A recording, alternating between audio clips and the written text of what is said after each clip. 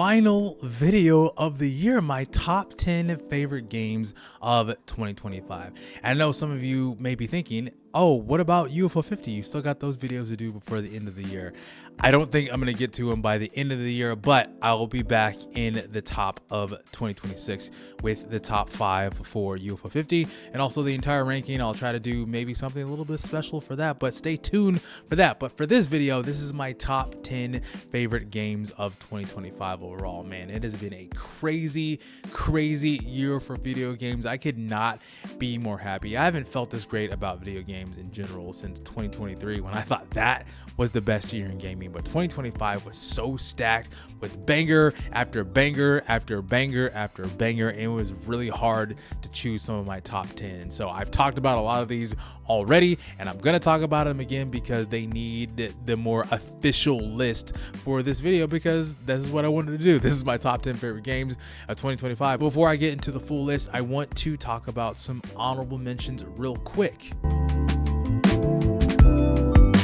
I just recently put out a video of Kingdom of Night, and I wish that this game had come out earlier in the year because I feel like more people would have clung to this one. But it did actually come out at a great time. Stranger Things is literally about to end. I think at the time of this video, the last episode is out or has come out already. But Stranger Things is done for all intents and purposes, and Kingdom of Night fits that style and that aesthetic perfectly. Check out my full video if you haven't already. I love the vibe of it. I love the gameplay. I love the setting. It's so great. It was a really fun experience that I had overall with this game. So check out that video if you haven't already. And the next game I have up is Kabuto Park. Kabuto Park came out early in the year, but it didn't get a lot of love that I feel like it deserved. It's a great cozy game, and it also has some action in there for people like me who like action. It's just basically bugs fighting on a tambourine, but I really enjoyed this game. The developer really knows their vibe and knows their style when it comes to making these types of cozy games. They made Minimi Lane last year, and Kabuto Park is a great game, and they're making another game, and it kind of similar style to their other games so far, but I love the art style, love the gameplay, just really overall a great cozy game. So with that being said, with that out of the way, let's get into the actual list. Number 10 is Spilled. Spilled made me feel entirely great when I played it for the first time. I sat down after an incredibly long day, played this game. I didn't realize it was going to be an hour, and I didn't even realize I was going to hit it at 100% completion, and it just hit me so well. It was a really good experience overall, and I'm so glad that I backed this on Kickstarter. Hearing the story of Lente, that she was making this game while living in a boat, so she actually understands the experience of what it is to live on a boat, and hearing her story and hearing the development process and hearing all the things leading up to the full release of the game was fantastic. So love Spilled, love that I was able to back that, love that I was able to kind of help Lente realize her dream, and I'm so glad that this game came out. Very environmentally conscious type of game, so if you're into cleaning up the ocean, this is the game for you. It left me feel in such a great and relaxing mood overall, and that's why it sits on this list. Number 9 is Ruffy and the Riverside. So a trend you're going to see in this video for all these games is how they made me feel personally. And Ruffy and the Riverside took me back to my childhood with games like Donkey Kong 64, Banjo-Kazooie, Crash Bandicoot, all those games. They still exist today, but Ruffy and the Riverside uses that imagination and takes it and moves it forward and brings a new spin on it with all the swapping abilities, the idea that you are basically a Paper Mario style character in a 3D world. Love the platforming. The dialogue is a little bit too heavy-handed at times, but I love that even you can go back and just start collecting things and just get it 100% completion.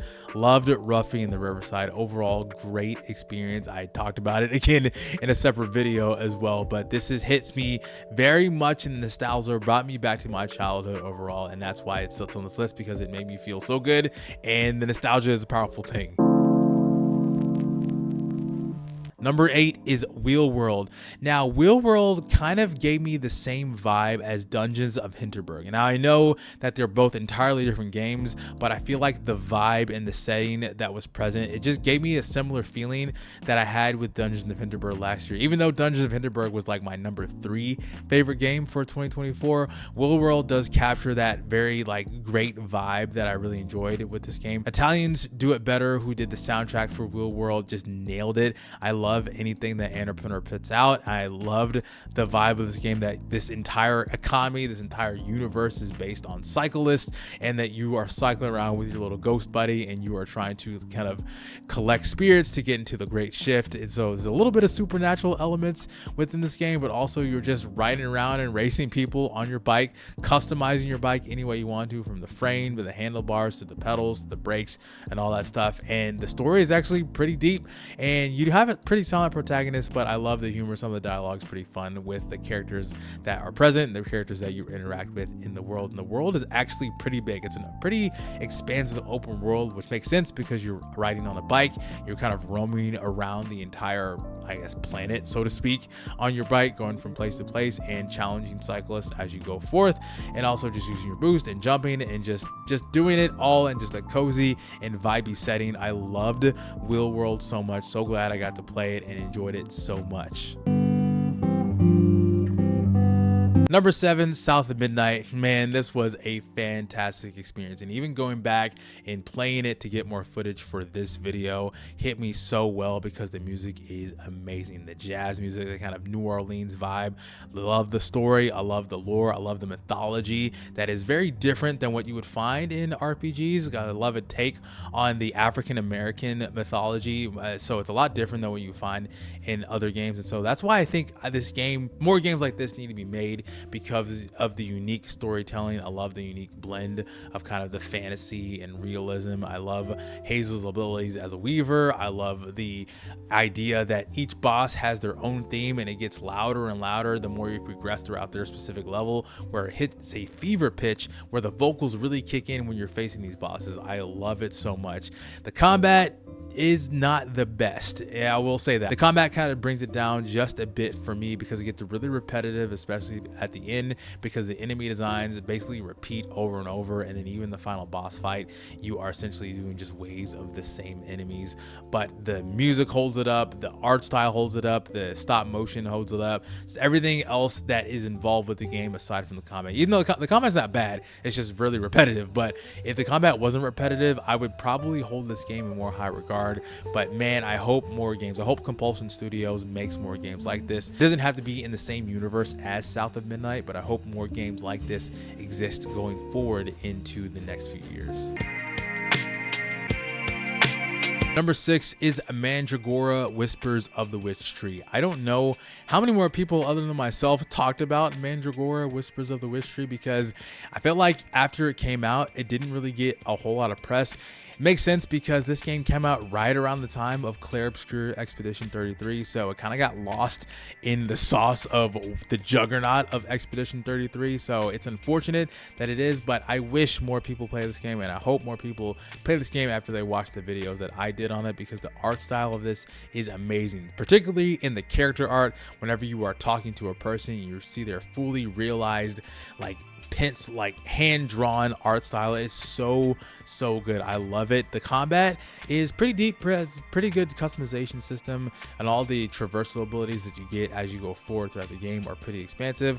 Again, one of the things that I love about this game is the accessibility. I know the accessibility is present in games like this, especially with games that have Souls-like combat and a Metroidvania. I love the fact that you can kind of tweak the sliders and the settings of the combat to adjust your own personal playstyle. You can make it easier or as hard as you want to, and that's what I really loved about this game, because I was getting kind of frustrated, but then I realized I can just kind of tweak the settings, and it made the game a little bit easier for me, and it made the game a little more manageable. So that's why I enjoy this game a lot. The art style is good, the customization is pretty deep, and I love the accessibility, and that's why Mandragora, Whispers of the Witch Tree sits at number 6 for me. And I hope more content comes out with this game in the future, because the way that the story ends, it kind of felt a little open-ended, so maybe there'll be some DLC in the future. I just hope more support for this game comes in the near future. Number 5 is The Drifter, one of the best, if not the best, point and click games to come out this year. That and Citizen Sleeper 2. I think the Drifter holds up a little bit more than Citizen Sleeper because Citizen Sleeper is a sequel and Drifter is an original IP, an original idea set in kind of the Australian background. The voice acting is phenomenal, especially from the main character. The story as you progress gets more and more insane and crazy as you move forward, and the plot twists get ever present, and there's just so much entrenched in this kind of like just deep kind of grungy. I think they describe the game as like 80s Australian grindhouse film noir style type of game, and so that's why I loved it. It's a point and click game, so there's some action in there, but you're not really controlling a lot of the action. You're just pointing and clicking and trying to just figure out the best combinations to solve these puzzles. There is a lot of backtracking present, but I think it warrants it because of what happens in each of the story beats. But man, the Drifter was a great game, and I think I influenced a couple people to play the game, and so I'm so glad that there are people that after they watched my video on it were inspired to try out the Drifter, because it really was a fantastic game, and that's why it sits at number 5 for me.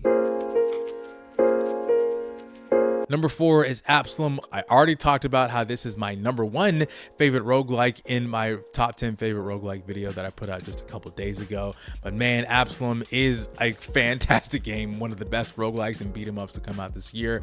Fantastic game. What more can I say about Absolum? I think one of the things that I really love is just the overall lore and the just presentation of how everything comes in. It's so colorful, so vivid, so vibrant. There's so much lore packed in and so much that is present. Every time you die and come back, you learn something new about the world that you are in, that you're exploring.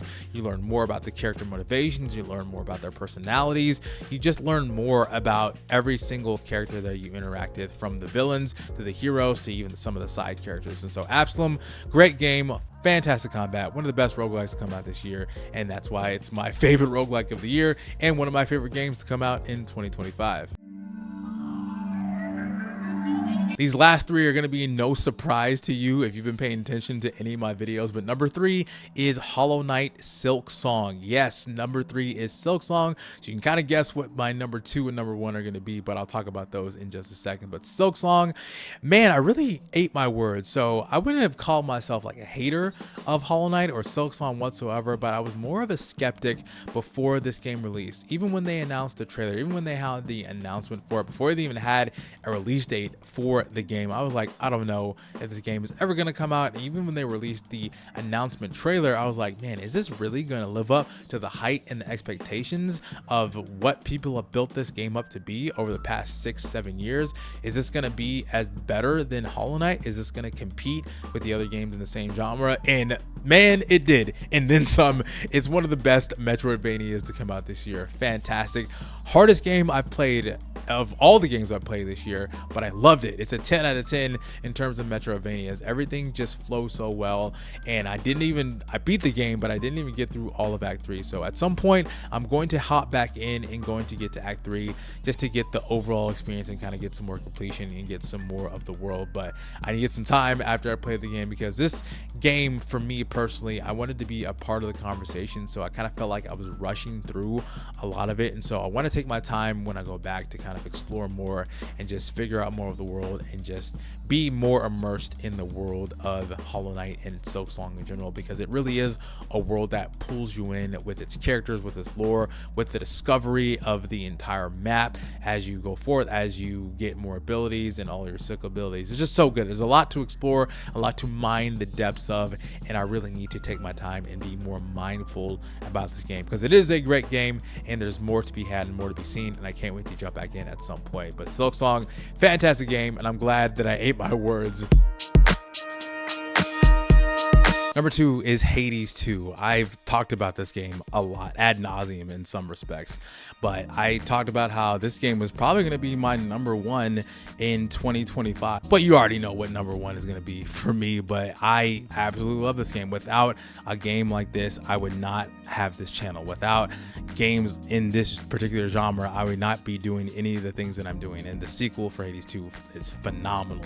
Fantastic game. It improves so much of what the first title did. and then some. Even when it was in early access, it had so much more content, the original game, and then they just kept improving and improving upon it as they went forward into 1.0, and it did so well. It's doing so well. It's still doing well, and it's fantastic. The writing's phenomenal, music phenomenal. Darren Korb, one of my favorite composers of all time.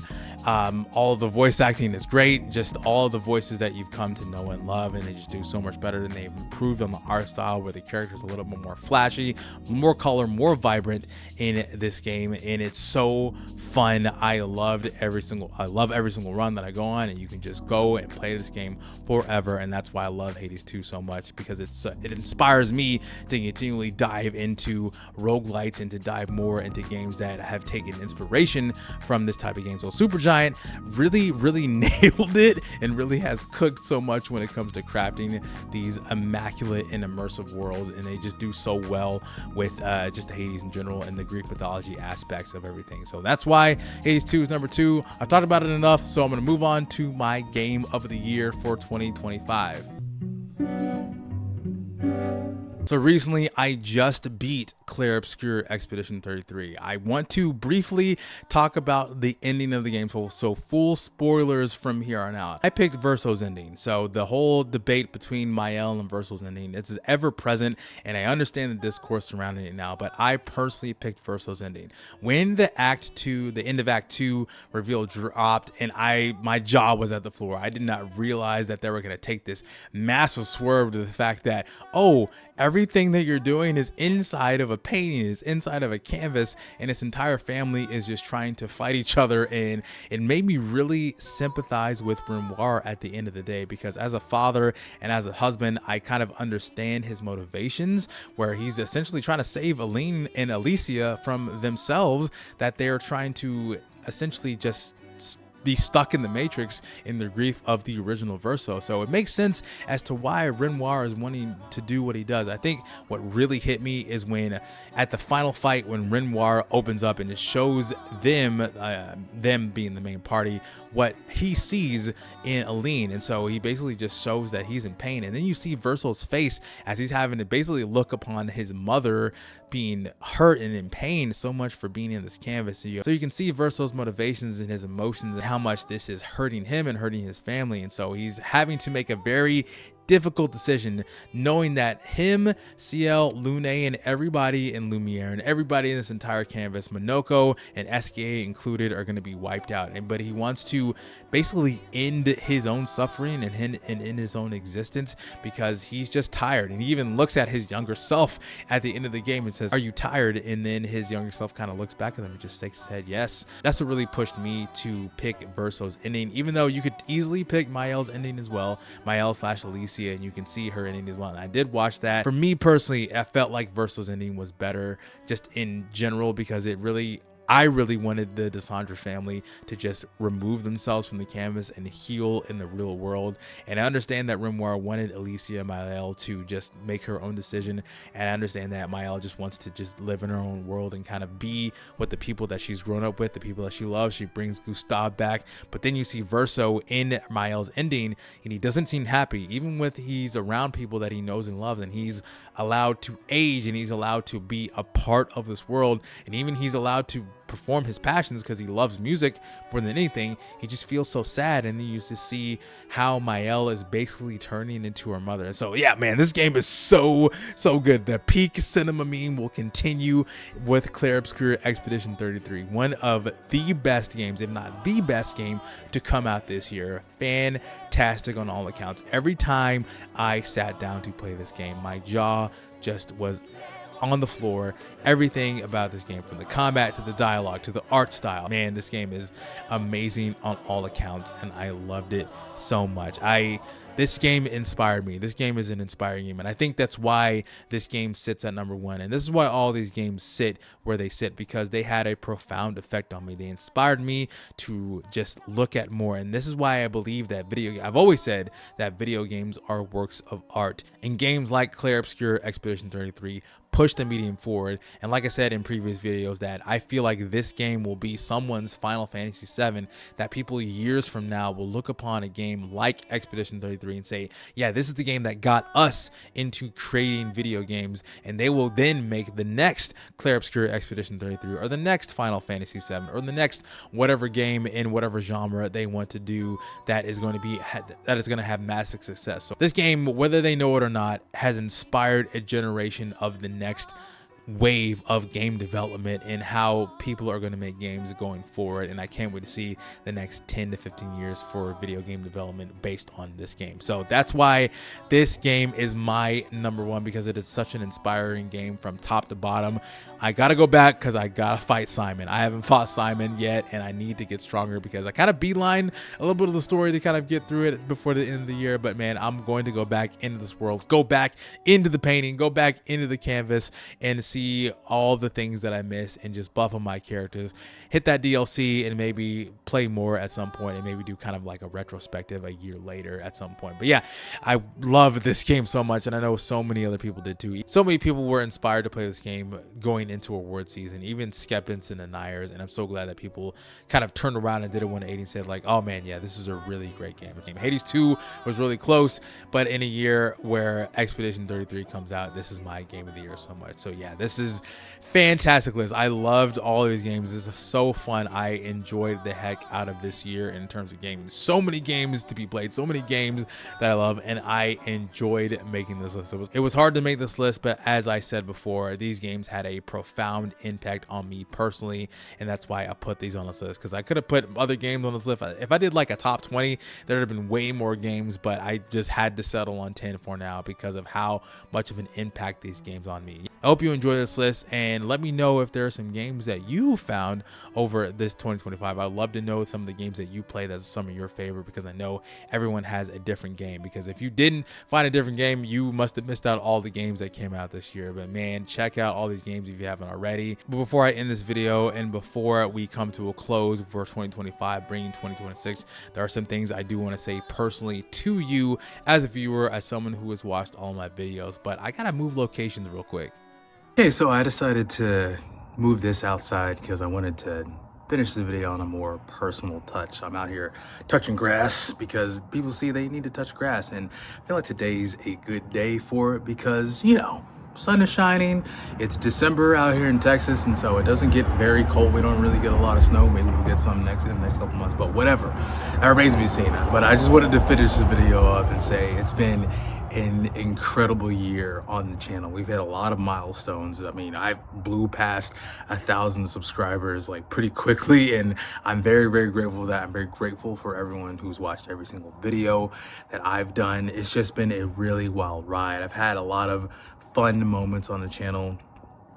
We in my family, we do this thing called highs, lows, and buffaloes. So highs are highs, lows are lows, and buffaloes are some of those things that make you laugh or some things that make you happy. I think some of my highs for this year are one of the biggest ones is me being able to share my music with people and use that to help in the creation of video games. So that's been a huge, like, major milestone, something that I've dreamed of and something that I'm actually getting to do. So that's been huge. Having some really fun videos. The discovery of a lot of really fun video games has been incredible this year, and I've enjoyed every single moment of it.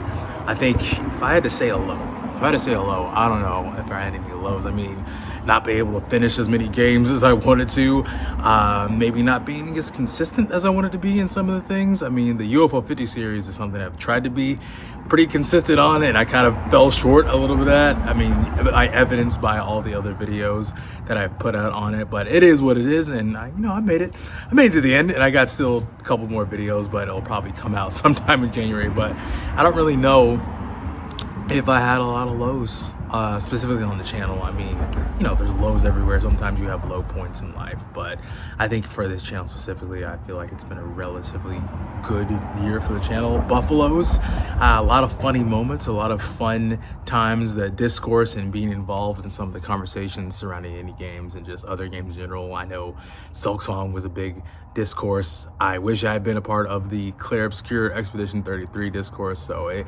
is what it is. But overall, I think it's been a really solid year for the channel overall, and I really appreciate all of you for viewing this video, and just wanted to tell you that in a more personal manner. No green screen, no music, not even any glasses. Spoilers, I don't even actually wear glasses. I use blue light glasses because I stare at computer screens every single day for my job and for the channel. So, you know, that's why I do that, to protect my eyes. So I don't actually wear glasses. 20/20 vision up in here. So it is what it is. Although the sun's kind of blinding right now. But in any case, I really appreciate all of you. I'm excited for what is to come in 2026. Got some fun ideas I got pumping out. I was working on some ideas earlier. I'm excited to share that with you going into the new year. Got some fun ideas planned. It's gonna be fun. I wanted to be able to cover video games, and any game specifically, in a meaningful way. I wanted to be able to highlight games that will not get a lot of love over the year, and I want to be able to highlight any games. I want my channel to be a place of discovery and fun and excitement for any games, or for people who to make new discoveries and new make fun discoveries in video games. And I'm so grateful to the community of people that I've met that also do the same thing that I do. So I'm very appreciative of the community that's inspired me to do more of this, and vice versa. So thank you again for watching. Thank you so much for a great year in 2025. Here's to 2026. Appreciate you all, and I'll see you next year. Peace out.